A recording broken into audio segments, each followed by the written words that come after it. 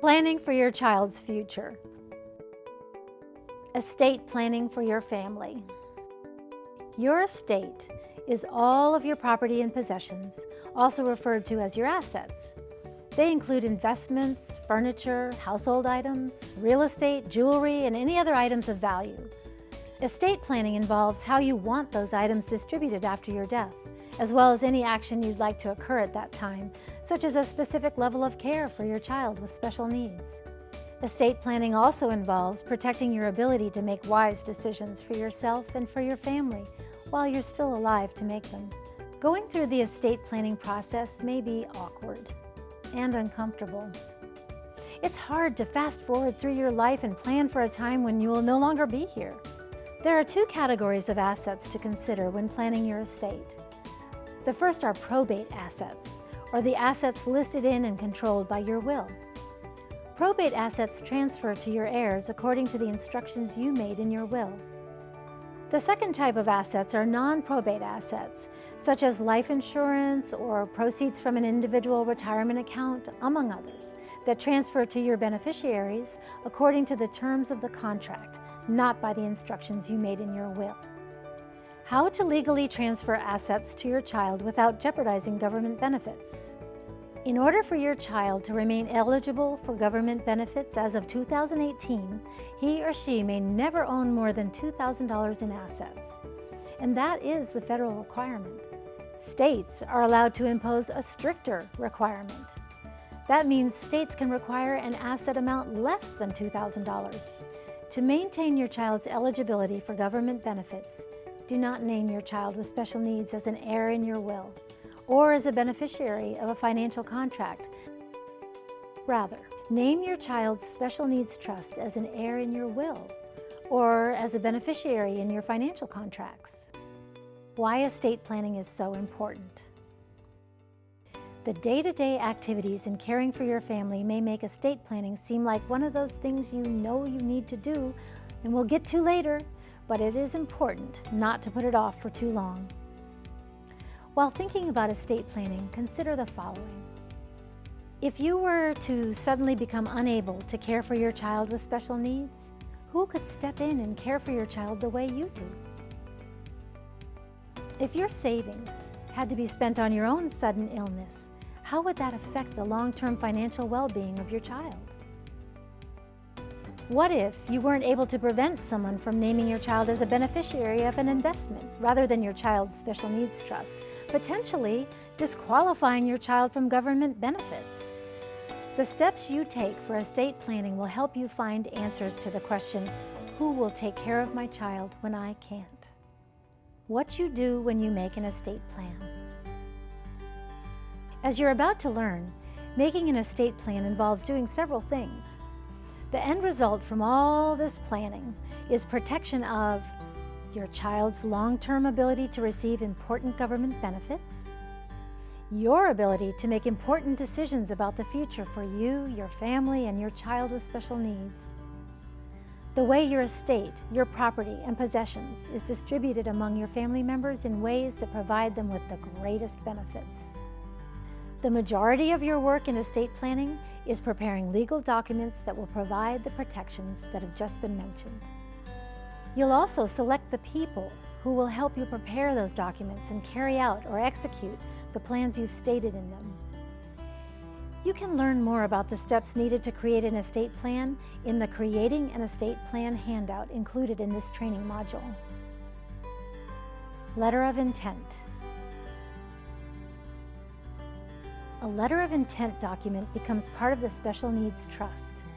It's not a legal document. You write it to the person who will care for your child when you are unable to or after your death. Its purpose is to explain in detail the care you so lovingly give now to your child, so the caregiver can later walk in your shoes as best as they can. Since the nature of your child's care changes over the years, you need to update your letter of intent each year. You can find out more specifics about what to include in your letter of intent in the Letter of Intent handout included in this training module. Able Tennessee account. Tennessee Achieving a Better Life Experience, ABLE Tennessee, is a savings program designed to help Tennessee residents with disabilities put aside money to pay for qualified expenses. These accounts provide the opportunity to save and invest with tax-free earnings to help participants maintain independence and quality of life. For more information, see the Able Tennessee handout found in this module. Special Needs Trust. A special needs trust can be your main savings tool for your child's future. It allows you to transfer savings to your child without jeopardizing his or her ability to receive government benefits. It also provides a way for you to add to government benefits such as Medicaid and Supplemental Security Income, or SSI. You can set up a trust that can be active while you're alive or become active after your death. In order to set up a trust, you must first choose a trustee or someone you trust and can properly manage money. If the trust is active while you're alive, the trustee distributes money from the trust to your child in ways that don't disqualify your child from government benefits. If the trust is active after your death, the trustee facilitates the transfer of money from your estate into the trust and then helps manage and distribute the money according to your wishes. The most important benefits of the trust are maintaining your child's financial well-being and his or her long-term eligibility for government assistance. It has another benefit, though. Through this trust, friends and family can make gifts of money, also contributing to the financial well-being of your child.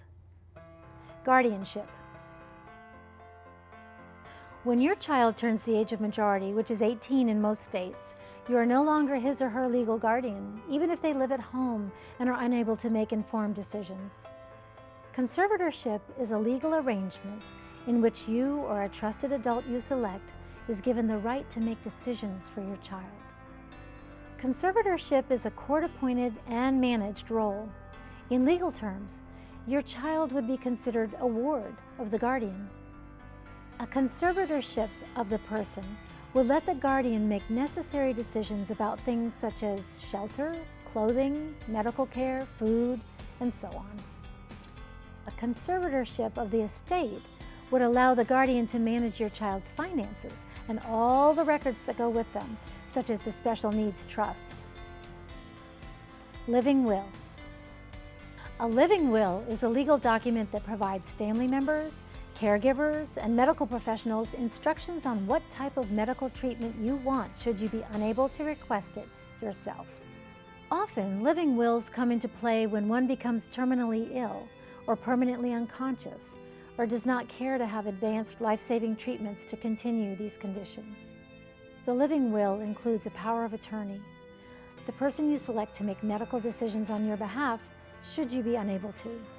Similar to selecting a trustee, you want to select a power of attorney whom you completely trust, someone who is aligned with your values and life philosophy. Will. A will is a legal document that specifies how you want your property and possessions distributed to your beneficiaries after your death. Without a will, the courts would decide who gets what. Parents of children with disabilities who need government services should not name their children as an heir. Doing so may disqualify them from receiving government benefits.